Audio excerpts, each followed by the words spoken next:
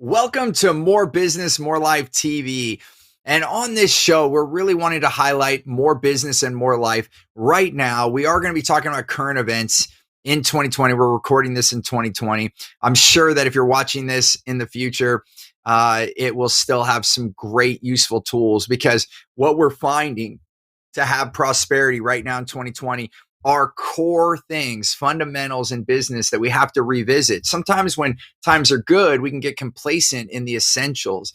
And so, one other thing before I introduce our guest, I just want to let you know that I'm also doing webcasts where we're diving deep for about 90 minutes live with me, Q&A, and we're going over 3 principles in how the clients that I have and myself that are having prosperity right now in 2020 in this economy. And we're doing 3 things. We're reaching out and connecting with more people. We're asking the right questions so we can help the folks we can help. And then we're also focusing on the right clients, the ones that are going to be the best fit for us. And so that's what I want to teach you more. So I definitely, my team will help put a link here to register for that. And my guest, Becky Parker Geist, she near and dear, great friend. In fact, not only has she worked with me, but I also work with her. Pro Audio Voices is one of my vendors, and she produces my podcast. And so, we have a great working relationship and a friendship. And so I'm honored to have you on the show again, Becky. We've done a number of shows, but it's glad to have you back. Thank you so much. Always great to talk with you and to be here. So thanks. It's my pleasure. And speaking on those 3 things, and I know we'll talk about more, but I really want to talk about how do we find prosperity right now. And I know that you're doing it. So just a couple highlights of first, like you closed the biggest deal in the history of your company in 2020, right? And Yeah. you've also grown. Am I correct? You grew in 2020 from 2019. Definitely. Yeah. I actually looked up my numbers just to see what the comparison was for the first 3 quarters of 2019 and 2020, and it's pretty dramatic. So very exciting. Wow. Wow. and we're just able to help a lot more people with that growth, which is, I think, the most exciting thing to me. Well, yeah, because your core purpose is so, um, you know, important to you, like to help authors get their stories out there. And audiobooks and podcasts are great ways to get content out uh, in a way and promote what they're doing. So it's one thing to write a book, and I have 2 books, and I have more that I want to create. And the one thing is, it is a huge accomplishment to get a book written, but then yet get other people to read it. I'm also a filmmaker, and I remember, years making a movie. And one of my projects took 7 years. And I remember when the DVD, do you remember DVDs? Those things that you used to put in a machine to watch a movie? Yeah, those old things. I remember getting the DVD and I'm like, holy crap, 7 years of my life is in here. And then I had boxes of DVDs in my office. And I'm like, now I got to sell these things. I got to get them out there. Otherwise, all the years go. So I know why you do what you do. And so to help more people during this time is even more important. Yeah, it really is. We found that, in many ways, a lot of our clients are authors who have been, who've been affected by the pandemic and by circumstances that are beyond their control, and as we all have, but in some ways, it's created for them both an opportunity to spend more time with their writing for some of them, but also, I think, really the recognition that this is a time more than ever before when people need content. They need information, and so that can be nonfiction books. They need entertainment, so that can be fiction books. That we're really in need of a lot of great content, and so this is a time of opportunity and a time to really have an impact and help more people.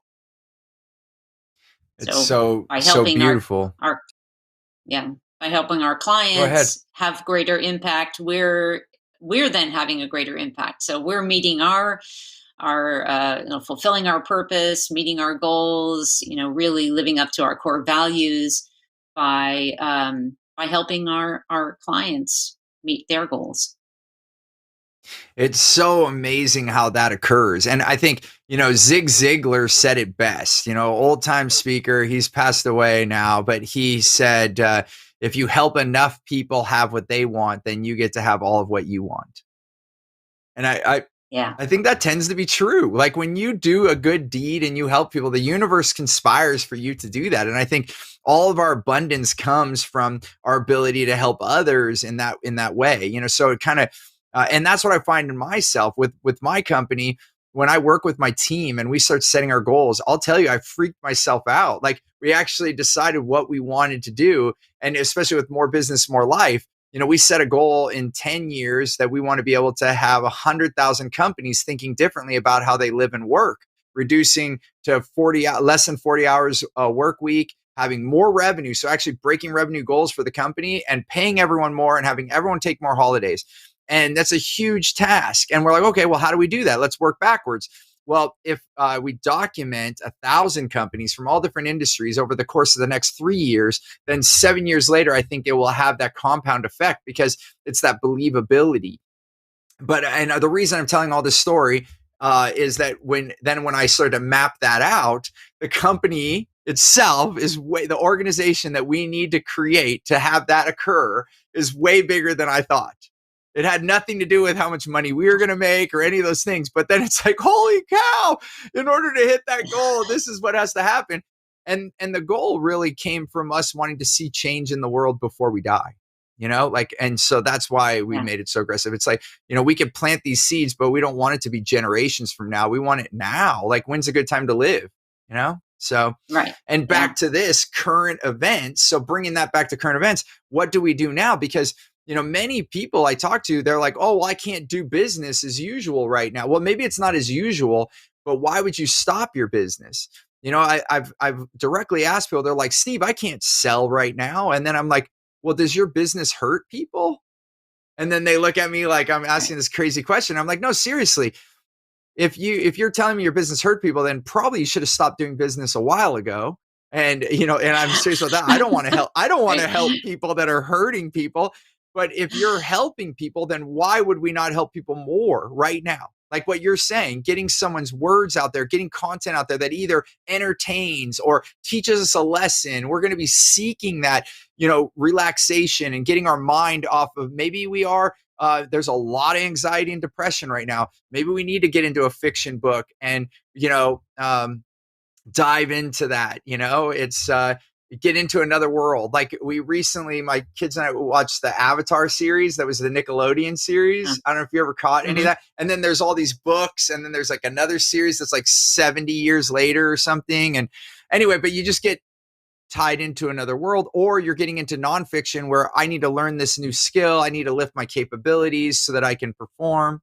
I guess what I'm curious is how have you, I'm going to check in the 3 areas that I've been finding the most from all the interviews I've been doing is number 1, reaching more people, right? And we need more connection right now. Number 2, asking the right questions. How do we actually help people when we're in these conversations? And then 3, really working with the right client, which, I call the wow client.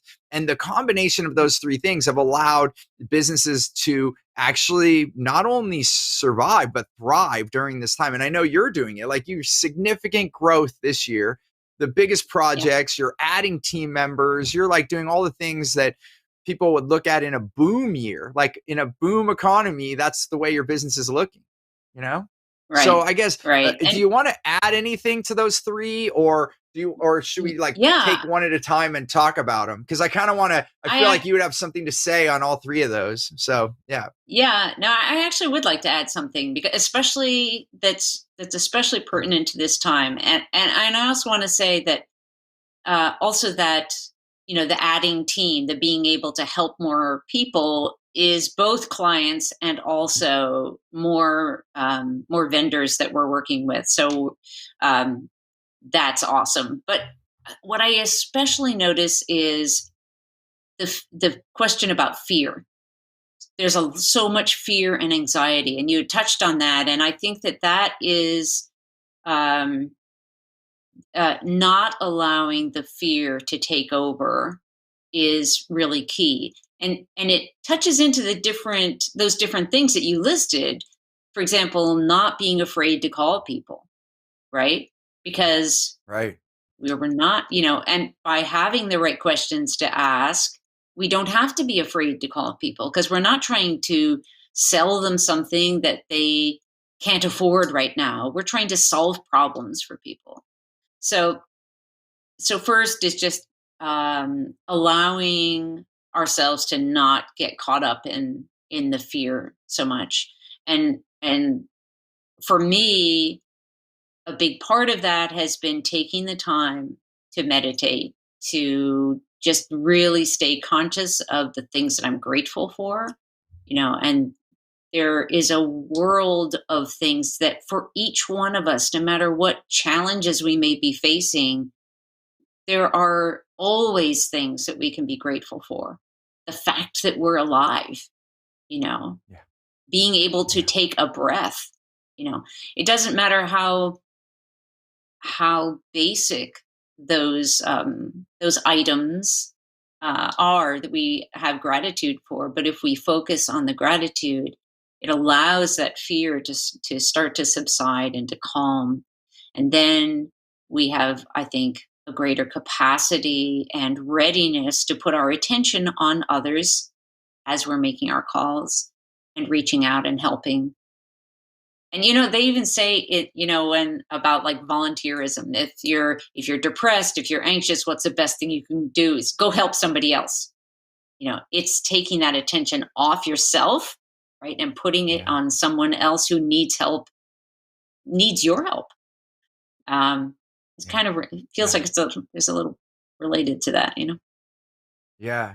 Well, it's interesting how you distract yourself, because my wife told me about this story about this person that they taught people how to organize their house. And one of their friends called and said, "I'm going to commit suicide. I just wanted to say goodbye." And then she said, "Open a drawer in your kitchen right now." He's like, "Which drawer?" "Any drawer." Open the drawer. And then, "What's in the drawer?" "Oh, a whole bunch. It's like a mess." And that's what her point too in the story was, that when your life feels like a mess, it probably is a mess. And she said, "I need you to clean that drawer. If you're going to commit suicide, fine, but let's just clean that drawer. At least do that. Can you clean that drawer?" And he's like, "Oh, okay." And she was just very commanding. And then she drove over before he finished, and he did not commit suicide. And she helped him clean. She helped him clean his whole kitchen. But it just got me this idea of, like, distracting. And a big thing, I think, when it comes to the fear, goes to that point that you're putting your attention on yourself. You're putting pressure on yourself, anxiety, all these things.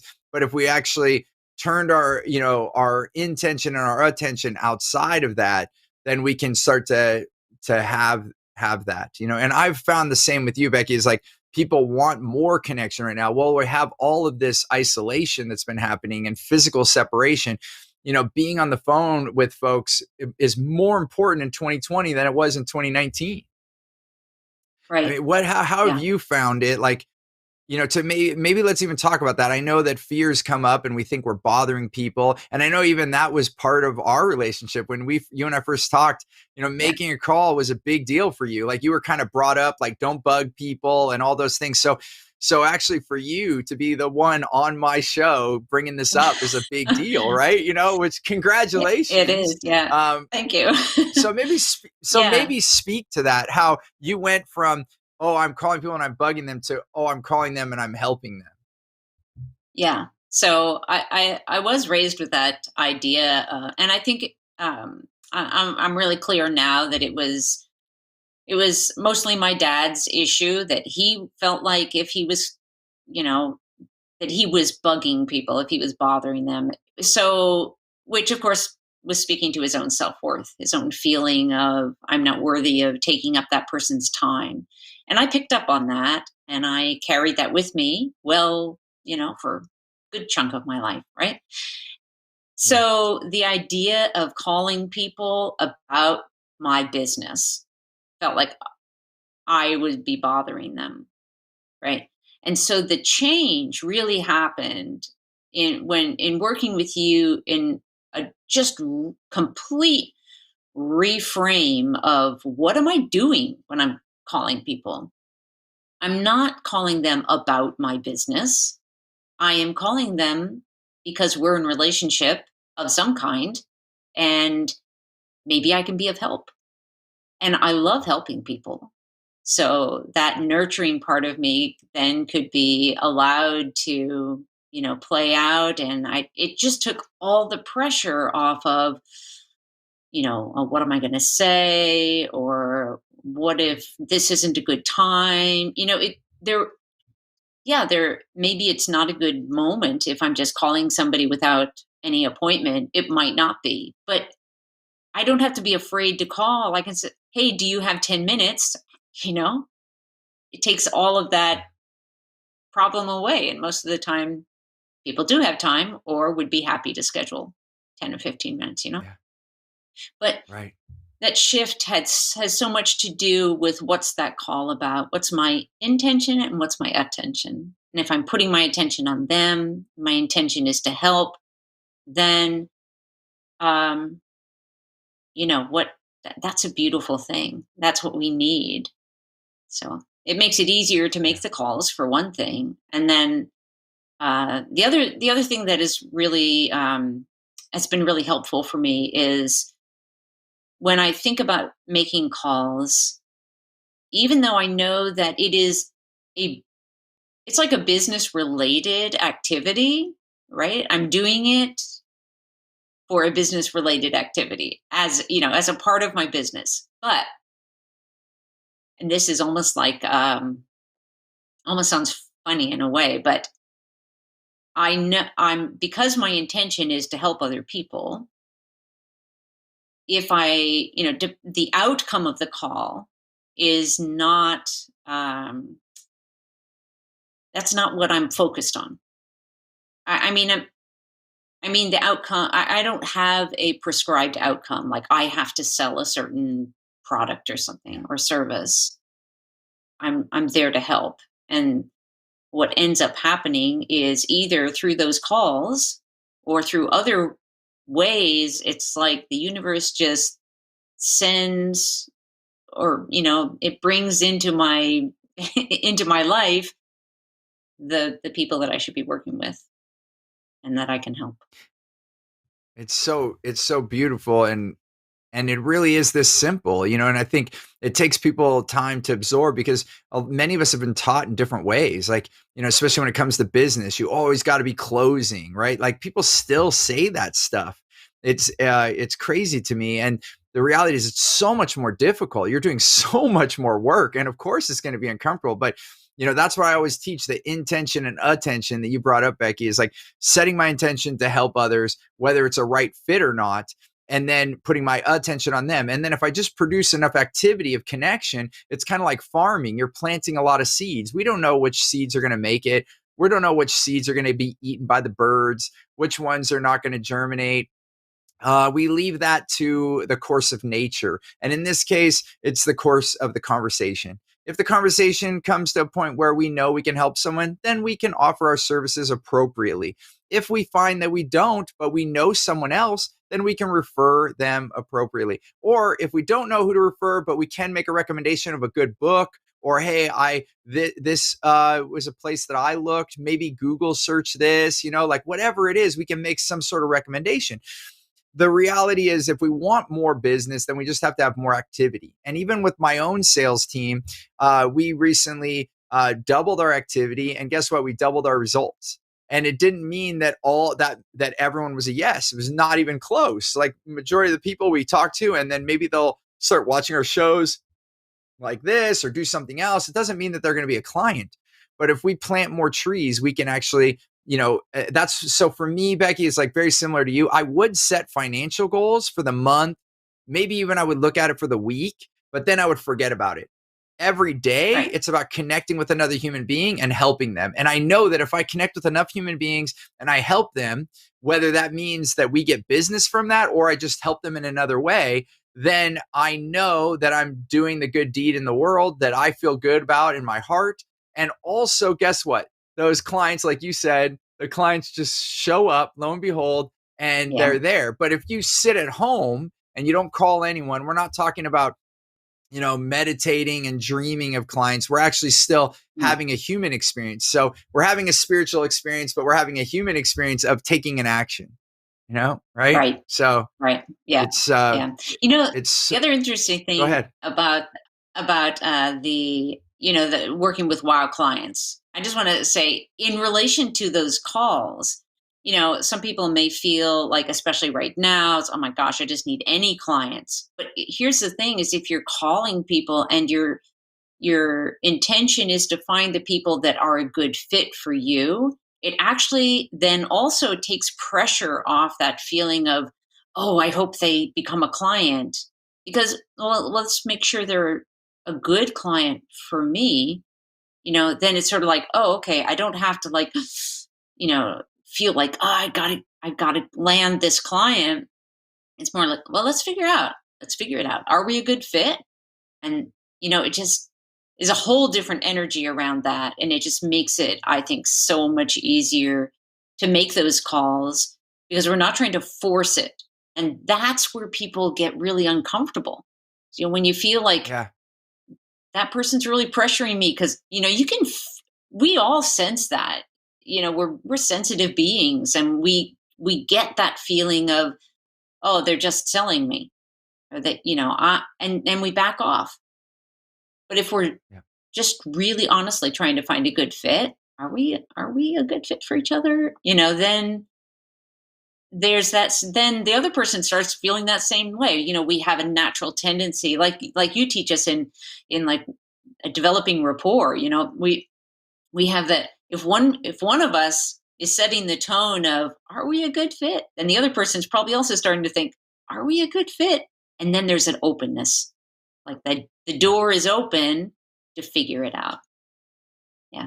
It's not about It's so much sales. less work, Becky, because you are, instead of saying pick me, and you're putting on the best show that you can, and some of us got pretty good at putting on shows, and then you still would have a percentage of people that would say no, and then that's where the whole rejection comes in, and that's disheartening, and you're expecting people to pick you, and that you have to convince and chase other people to pick you, when what we're Yeah. saying and what you're illustrating, Becky, is that you're getting on a call and you're interviewing, you're finding the right questions to ask so that you can find if it's a good fit. And if it is a good fit, then you can make the proper offer. And if not, then no big deal, and then Hmm. you've had this beautiful conversation. I'm Yeah. curious, out of all the lessons, because I know here we're talking about even the layers. I'm curious, out of all the lessons that you've learned from me, which one has helped you the most in 2020? Like, if you had to pick one, I know there's more than one, and maybe we'll get to more than one, but what is the one of the ones that top the list that's helped you? Um, there are so many, but I guess I would say knowing which questions to ask, because those questions, um,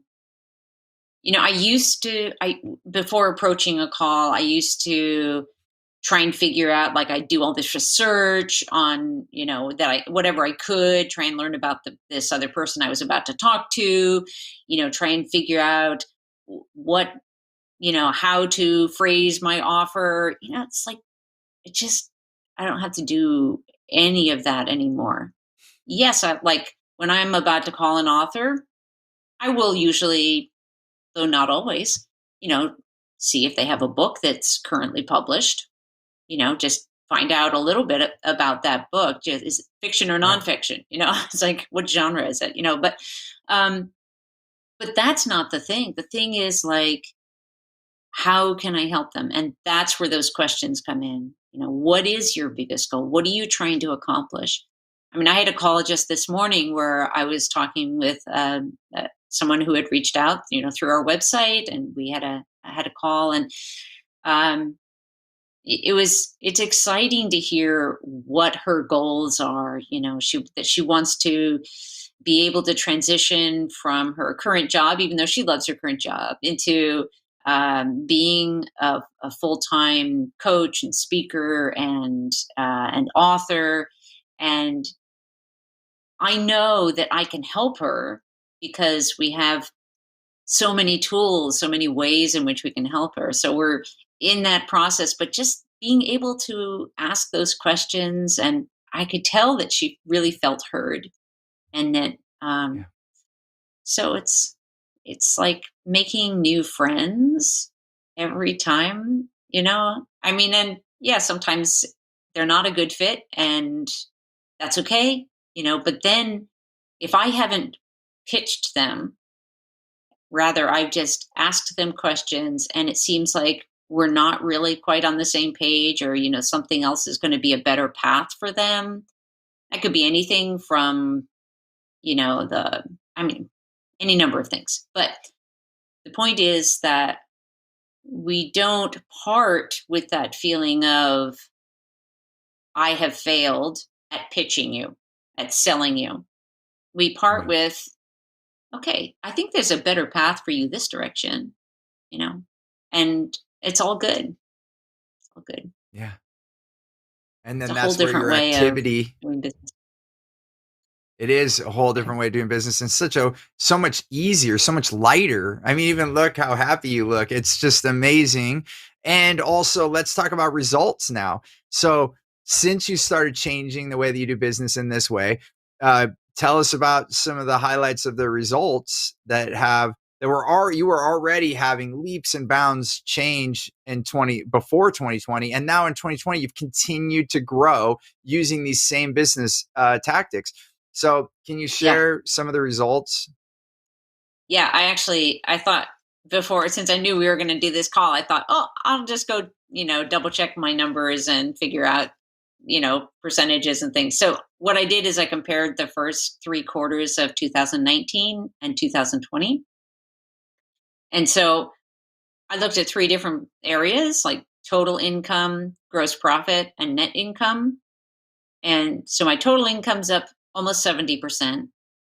Gross profit's up just over 40, and my net income's up over 115%.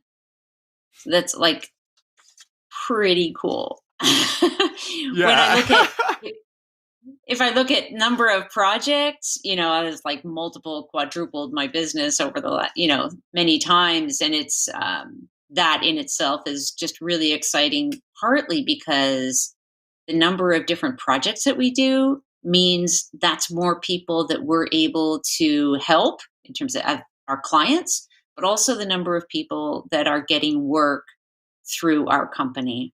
So we have narrators, we have audio editors, um, submissions team, administration. All these people are benefiting from having more projects. And that means there are more audiobooks out there for people who are looking for that content. So there's just, it's just kind of exponential in terms of how much we're able to assist. And then seeing, we're also like our financial benefits, are just better than ever. So Wow. it's Wow. win on every aspect. Yeah, so your growth has been tremendous, and your net income has doubled, and you're hiring more people, and you're getting more books out to the world. So, like you said, it's like win, win, win, win, win, win, win, and you can see that's why it was such a delight. You're helping so many people, and it all comes back to connecting with other human beings, doing the right thing, and being authentic in that, because you're just finding what the right fit is. And through that, you've exponentially grown your business and continued to see, like you were already on a trajectory that was going up. And then in 2020, instead of having a dip like many businesses, you've continued to grow. Yeah. We had just at the Congratulations. thank you. At the very beginning of the shelter in place, there was a sort of quieting down of everything, which was very interesting in many ways, partly because it gave time for reflection, and also reevaluating, like, okay, what needs to happen now? And then recognizing um, how we could not so much recognizing how our business might change, because I don't really think that I was thinking along those lines so much as I was like, how do we best help now? You know, and it wasn't very long after that sort of quiet period when suddenly we were getting a lot more calls. People were reaching out through the website, and we were also, I was making that additional effort as like, okay, how can I best help? I need to reach out to people and check in with them. How are they doing? And yeah, then things just kept booming from there, and still I'm are. so yeah, and congratulations, Becky. And you deserve it. And you're really treating people and helping authors, and it's a beautiful thing. And you continue to help us with our podcast. So it is a beautiful thing. And I know we're out of time here. I just have one last question. Speaking of this webcast, like I don't know how long I'll keep doing it at no charge, but I kind of committed. Well, I did. I didn't kind of. I committed to helping as many people right now through this time. And I know that it's not easy for businesses when they see all of this change, and maybe some were prepared and some weren't. Like, you had a lot of foundational elements that you learned from me, so you were a lot more prepared than most. But I guess my closing question would be, if somebody was thinking about coming on the webcast, they like what we're saying here. They're like, oh, this makes sense. Wow, look at what happened for Becky's business. Um, how would you recommend them coming on the webcast? And if they're thinking about coming to learn more and spending 90 minutes with us and having a live Q&A with me, what would be your recommendation?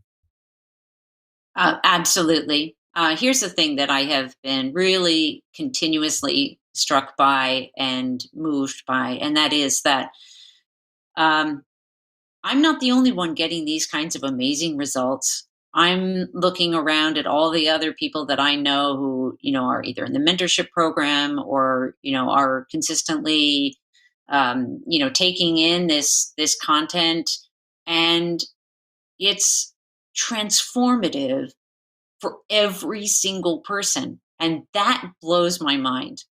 I, you know, over the many years, I've tried so many different things to try to achieve the goals that I was, aiming for. I really tried a lot of stuff. And none of it really, yes, I made some progress, but when we started to work together, oh my gosh, the changes were so dramatic, so quickly.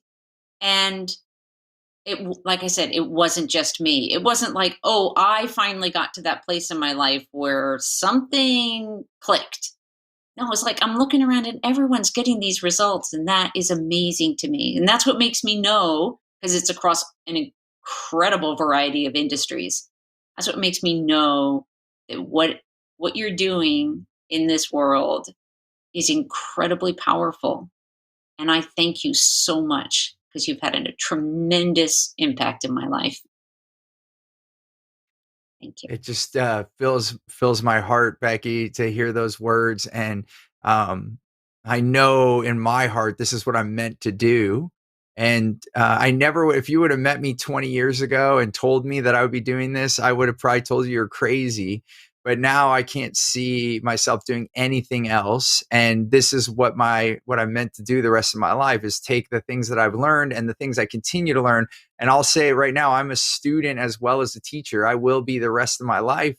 And but I appreciate those words, and thank you for sharing that, because it's through us together, what you say and what I say, that we can help more people, because that's what we're opening the door. Like, I'm with you. I'm 100% with you. The more people that learn these skills and these things that are simple, if they just tweak a little bit of how they've been taught to do business, and they do it the way that we're talking now and the way that we found, then we can help so many more people. And it's better for them to hear it from you and many of the others that I get to work with, than not just hearing it from my voice. So I'm grateful for you. I'm grateful for our relationship, and it is a team. I just have to say in closing, like, this didn't happen because of what I did. It is what you did. I'm a guide. I'm the guy with the lights on the tarmac, and I'm just helping you not bump the wings of your plane, Becky. But ultimately, you are flying the plane. You're the one in the pilot seat. And for everyone that I work with or help, that's what I look at myself as. I'm never going to be your pilot. You're your pilot. And so it does take both. In order to have the success that Becky just shared, it is a mixture of what I guided and what she did. And so that team effort is important, and it cannot be undermined, because if Becky didn't do anything, nothing would have happened. And so, so Becky, you got to give yourself a tremendous amount of credit. And the success that we're creating together is basically your work with just some direction from me. So I am grateful that I've been able to be that tool in your life, those tactics, and also work on the mindset with you. And so it's I look forward to seeing what happens next. And I'm sure that I'll have you on the show again. And yeah, it's so thank you so much for being on the show today, Becky. Thank you so much. Thank you. It's always a pleasure. Beautiful. Well, everyone out there, thanks for staying with us as we stayed a little bit longer. Like I think we're about 5 minutes over on the show time today, but with some great things with Becky Parker Geist from Pro Audio Voices. And I look forward to seeing you next week. We're live every Tuesday at 2:15 Pacific time. Remember, more business, more life. It really does start with two things. Choosing gratitude will create your freedom.